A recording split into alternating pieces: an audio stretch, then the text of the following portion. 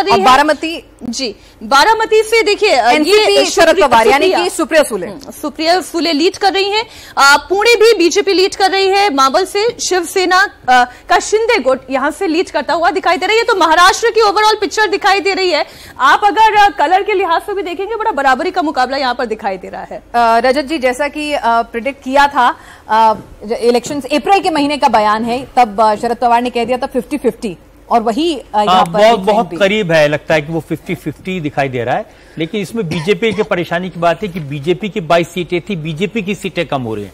लग ये रहा था कि जो एलाइज हैं, शिंदे गुट है, उसकी सीटें कम होंगी, अजीत गुट की सीटें कम होंगी, लेकिन बीजेपी की अपनी सीटें कम हो रही हैं। ये बीजेपी के लिए चिंता की बात है। जबकि बीजेपी ज्यादा सीट्स 28 सीटें लड़ी है। पिछली बार वो 25 सीटें लड़ी, 28 लड़ी। इस बार वो पिछली बार 25 सीटें लड़ के 23 आई थी, अब की बार 28 लड़ रही थी। तो ये बहुत से बीजेपी के लोग ये कहते हैं कि जिस तरह से देवेंद्र फडणवीस को मुख्यमंत्री नहीं बनाया गया, इतनी मैसिव मेजॉरिटी होते हुए भी उसका असर बीजेपी के जो कार्यकर्ता हैं जगह जगह उनके मोरल पर जरूर पड़ा है। और रजत जी, क्या बीजेपी के ऊपर वो पार्टी तोड़ने वाला जो ठप्पा था उस इमेज से, और फिर उसके बाद जो बयान आए, नकली बेटा, नकली शिवसेना, उन्होंने भी ठीक ठाक डेंट किया क्या? ये तो चीजें अभी इलेक्शन के दौरान की हैं। मुझे लगता है कि जो वोटर है उसने पहले ही मन बना लिया था और बार बार शरद पवार जिस आधार पर कह रहे थे 50-50 होगा, वो एक ट्रेंड काफी दिनों से दिखाई दे रहा था। जी, मोटे तौर पर देखें तो 5 ऐसे स्टेट्स हैं जहां बीजेपी के लिए झटका है।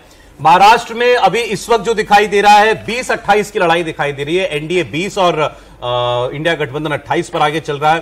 बंगाल में अब पिछली बार लगभग बराबरी की बात थी, 18 भाजपा 22 टीएमसी थी। इस बार टीएमसी बहुत आगे चल रही है। बीजेपी अपने पिछले 18 से बहुत पीछे 13 पर दिखाई दे रही है।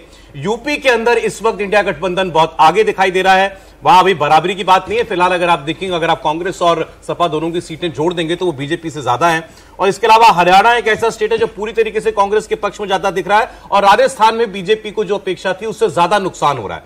इसमें भी अगर हम मोटे तौर पर स्टेट्स अगर देख लें, बीजेपी को सबसे ज्यादा नुकसान महाराष्ट्र, बंगाल और उत्तर प्रदेश, ये 3 बड़े राज्य हैं। क्योंकि और यहीं पर शायद नुकसान की कल्पना की थी। यूपी में तो बिल्कुल नहीं की थी एक्चुअली, यूपी लेकिन महाराष्ट्र और बंगाल में, क्योंकि नंबर अगर देखें तो यूपी का तस्वीर आएगी। राजस्थान में 7 में 18-7 समझता था, मेरी समझ के अनुसार उससे ज्यादा हो गया। वो 6 की थी कि भाई ज्यादा 6।